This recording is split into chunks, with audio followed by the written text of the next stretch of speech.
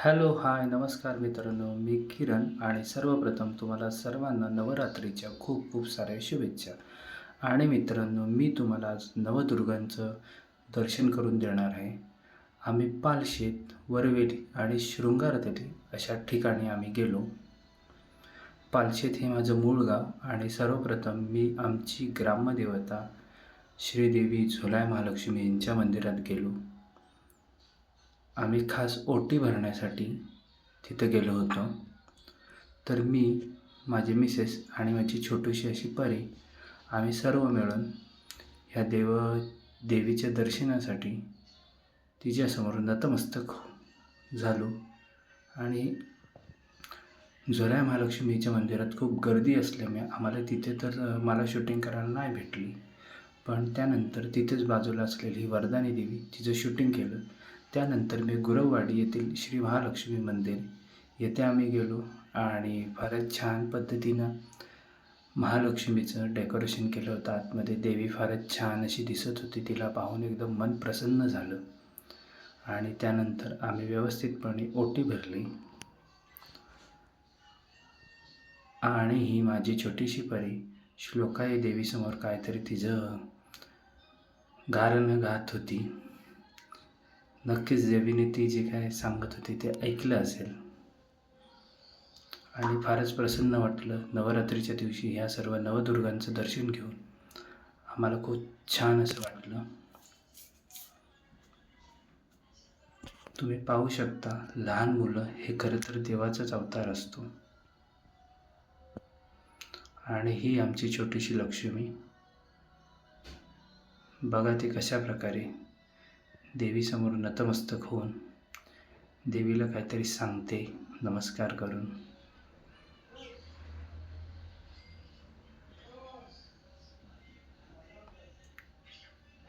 त्यानंतर मित्रांनो, मी ही मनोभावे देवीचं दर्शन केलं.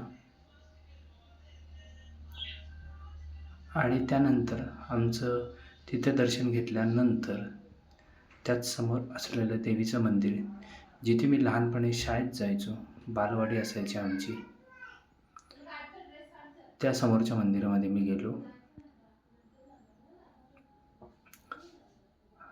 आणि इथेही आम्ही ओटी भरली.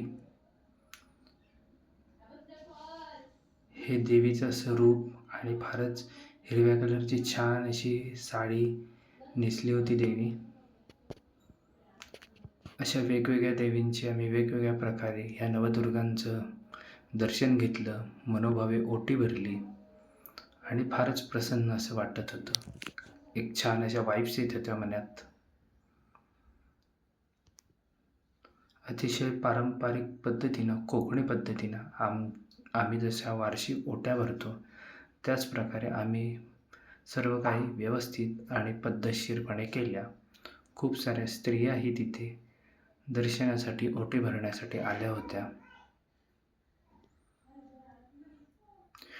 समोर हे शिवलिंग, ओम नमः शिवाय.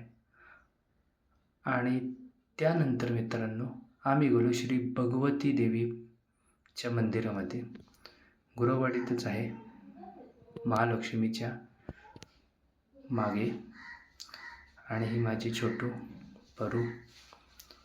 तर मित्रांनो, देवीचं रूप पाहून फारच छान असं वाटत होतं.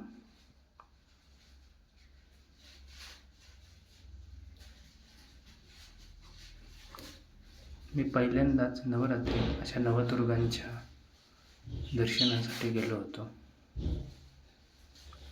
आणि त्यानंतर मित्रांनो, समुद्र आणि नदीच्या काठी बसलेली आमची ही गडावर बसलेली आगडी देवी, जी भंडारी आणि कोळी देवींची देवी आहे. खरं तर ही आमच्या गावाचीही देवी आहे. तर मित्रांनो, तिथे गेलं आणि वरती गेल्यानंतर फारच छान थंडगार अशी हवा लागत होती.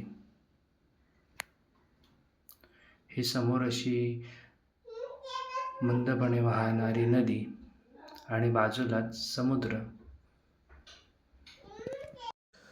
वरून थंडगार अशी हवा येते. समोर पाहाल तर छान आणि भव्य असं देवीचं मंदिर आहे. तुम्ही जर आलात तर नक्कीच आमच्या इथे या. फारच छान असं हे मंदिर आहे आणि हे बाजूला नदी आणि समुद्राचा हा संगम.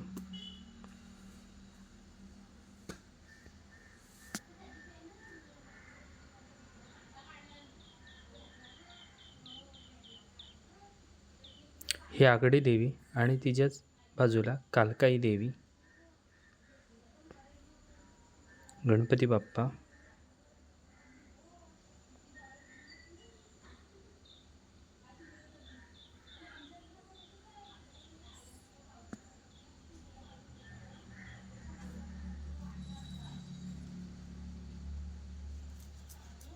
मित्रांनो, तुमच्या मनी भाव असेल तर देव तुम्हाला नक्कीच त्याच्या चरणाशी बोलवतो आणि नवरात्रीत अशा ह्या नवदुर्गांचं दर्शन घेणं म्हणजे खरंच एक नशीबवान अशी गोष्ट आहे. त्यानंतर बाहेर थंडगार आणि मंद असा वाहणारा वारा, समोर नदी जिथे आम्ही गणपती बाप्पाचंही विसर्जन करतो आणि बाजूलाच समुद्र असा किनारा आणि त्यानंतरच पुढे आम्ही दत्त मंदिर या ठिकाणी पोहोचलो. हातपाय धुवून तिथून आम्ही मंदिरात प्रवेश केला. हे बाजूला भव्य असं हे वडाचं झाड.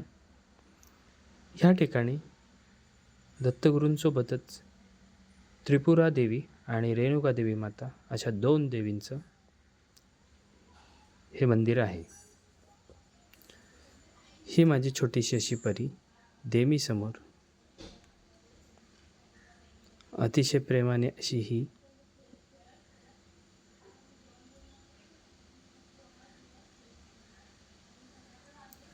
खरं सांगायचं झालं तर फारच छान असा हा दिवस होता. खरं तर बरेच दिवसाआधी पाऊस तसेच ऊन फार पडत होता, पण हा दिवस फारच आमच्यासाठी स्पेशल आणि आठवणीत राहिला. कारण की ना पाऊस होता, ना गरमी होती आणि आमचा प्रवासही खूप छान झाला आणि फारच छान असं वाटलं.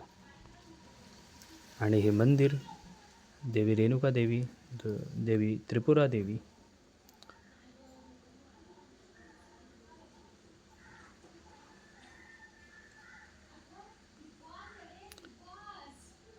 मित्रांनो, ह्या वेगवेगळ्या देवींना पाहणं एकाच वेळी हे एक वेगळंच फिलिंग असतं. एक श्रद्धा, भाव आणि आपल्या आतमध्ये असलेली एक सकारात्मक अशी ऊर्जा ही आपल्याला मिळते. आणि त्यानंतर पुढे आम्ही पालशेत समुद्रकिनारा गेलो. पण त्यानंतर आम्हाला पुढे जाऊन पुन्हा एक देवीचं मंदिरात जायचं होतं, म्हणून फार वेळ आम्ही तिथे थांबलो नाही. त्यानंतर पुढे आम्ही वरवेली ह्या गावी आई हसलाई देवी मंदिर इथे आम्ही गेलो. थोडंफार ऊन असल्यामुळे त्यांनी छानच प्रकारे ही अशी सुविधा केली होती. थंडगार पाणी होतं आणि तिथे पाय धुवूनच देवीच्या मंदिरात प्रवेश करायचा होता. आणि आमची ही छोटीशी परीला फारच मजा वाटत होती. खरं तर तिला त्या पाण्यातून बाहेर येण्याची अजिबात इच्छा नव्हती. पण त्यानंतरही आम्हाला शृंगारतळी येथे जायचं होतं आणि फारच छान असं मंदिर आहे. जुनं मंदिरही मित्रांनो आतमध्ये आहे, पण ह्यानंतर हे नवीन मंदिरही बांधले गेले आणि मला खूप दिवसांपासून इच्छा होती की हसलाई देवीच्या मंदिराचं दर्शन घ्यावं, पण योग येत नव्हता. पण आज तो योग आला आणि फारच छान असं वाटलं. खूप साऱ्या देवींच्या अशा मूर्त्या आहेत इथे आतमध्ये आणि ह्या आईचं मंदिर आणि तिची ही मूर्ती छान अशी आणि फारच स्त्रिया आल्या असल्यामुळे फारच ओट्या भरण्यात आल्या होत्या. खरं तर आज ओटी भरण्याचं खूप साऱ्या ठिकाणी प्रोग्राम होता, कारण या नवरात्रीत बहुतांश स्त्रिया या ओटी भरण्यासाठी त्यांच्या गावोगावी मंदिरात, कुलस्वामिनी अशा प्रत्येक देवींच्या ठिकाणी पोहोचतात.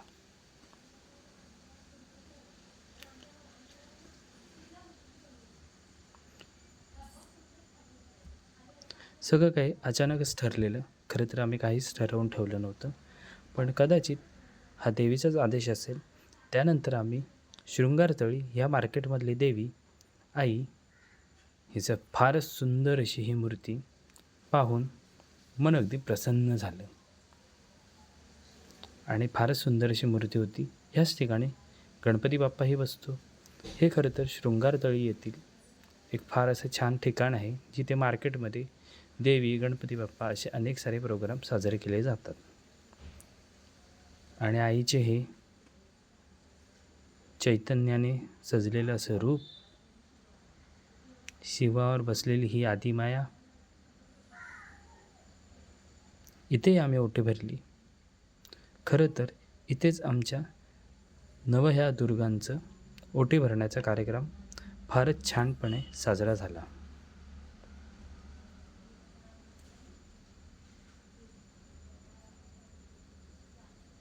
त्यानंतर मित्रांनो, पालपेण या ठिकाणी अजून एक देवीचं आम्हाला दर्शन घ्यायचं होतं, पण दुर्दैवाने ते मंदिर बंद झालं. त्यामुळे आम्ही ओटी ही बाहेरच ठेवली. पण हरकत नाही, कदाचित नवदुर्गांचं दर्शन झालं, तिथेच त्या आईचंही दर्शन आमच्यासाठी झालं. तर मित्रांनो, हा व्हिडिओ तुम्हाला कसा वाटला मला नक्की सांगा आणि तुम्हाला सर्वांना नवरात्रीच्या खूप खूप साऱ्या शुभेच्छा.